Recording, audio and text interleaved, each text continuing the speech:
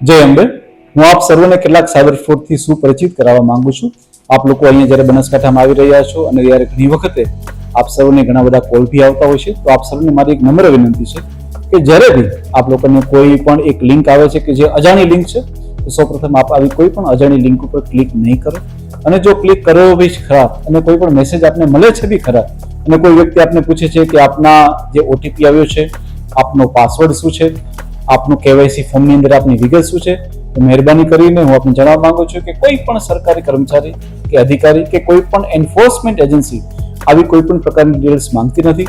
તો આપ મહેરબાની કરીને આપનો કોઈનો બી આવો પાસવર્ડ છે કે આપનો કેવાયસી નંબર છે, આપનો આધાર કાર્ડ નંબર છે, આપનો સીવીવી નંબર છે, આવી કોઈ પણ ડિટેલ્સ આવા કોઈ પણ લિંક ઉપર ક્લિક કરવાથી આપ ભરશો નહીં કે કોઈ પણ અજાણ્યા માણસના કોલથી આપ ભરમાઈને એને કોઈ આવી વિગત આપશો નહીં.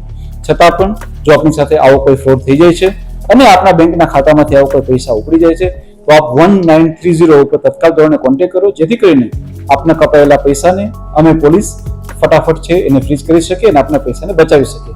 આ સિવાય મારા જે યુવાધન છે અને બીજા લોકો છે એમને ખાસ રિક્વેસ્ટ છે કે આપ જે સોશિયલ મીડિયા જે યુઝ કરો છો, આ સોશિયલ મીડિયા ઉપર કોઈ પણ અજાણ્યા માણસને આપ લોકો ફ્રેન્ડશિપ રિક્વેસ્ટ એક્સેપ્ટ નહીં કરો.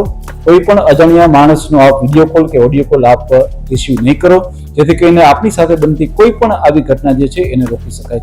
છતાં પણ અમે બનાસકાંઠા સાયબર ક્રાઇમ પોલીસ હંમેશા આપની મદદમાં છીએ. આપની સાથે કોઈ પણ અઘટિત ઘટના બને છે, હંમેશા આપની મદદ માટે તૈયાર છીએ. જય હિન્દ.